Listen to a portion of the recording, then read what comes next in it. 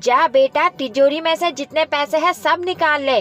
मैं भी देखती हूँ ये हमें कैसे रोकती है। नहीं नहीं, ऐसा मत कीजिए। मुझे गुड़िया की शादी करानी है। गुड़िया आपकी भी बेटी है, जरा उसके बारे में सोचिए। ऐसा मत कीजिए।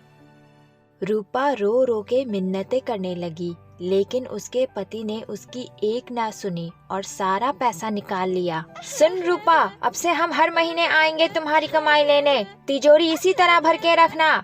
रूपा की सास रूपा को बुरी भली बातें सुना ही रही थी कि उसी वक्त गुड़िया अपनी सहेली के साथ घर पहुंच गई।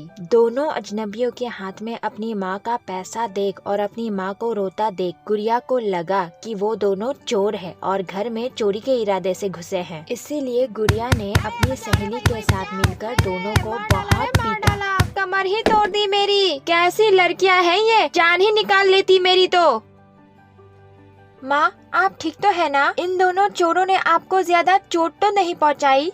ए लड़की, तू चोर किसे कह रही है? हम दोनों चोर नहीं हैं। तुम दोनों को मैं अभी पुलिस को बुलाती हूँ। जेल का डंडा खाओगे तो अक्ल ठिकाने आएंगे तुम दोनों चोरों के। नहीं बेटा, पुलिस को मत बुलाओ। हम दोनों चोर नहीं हैं। मैं तुम्हारा पिता हूँ और ये तुम्हारी दादी माँ। हम तो बस यहाँ से गुजर रहे थे तो सोचा कि तुम्हारी माँ का हालचाल पूछ ले। नहीं, आप मेरे पिता नहीं हैं। आप दोनों ने मेरी माँ के साथ इतना बड़ा अन्याय किया। लड़की बेटी जन्मी इसलिए उन्हें छोड़ दिया, उन पर अत्याचार किया। मैं आप दोनों को आज जेल की हवा खिलाकर ही रहूंगी। आज मैं आप दोनों को सजा दिलाकर ही रहूंगी।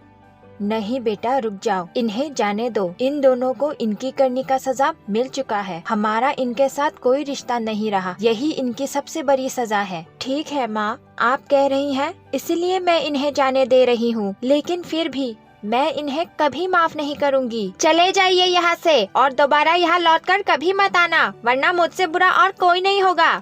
दोनों माँ बेटे वहाँ से दुम दबाकर भाग गए और कुछ दिन बाद रूपा ने अपनी बेटी की शादी करा दी। अपना ख्याल रखना बेटी, अपनी सारी जिम्मेदारियों को पूरे मन से निभाना। एक अच्छी पत्नी बनना, एक अच्छी बहू बनना और एक अच्छी माँ बनना।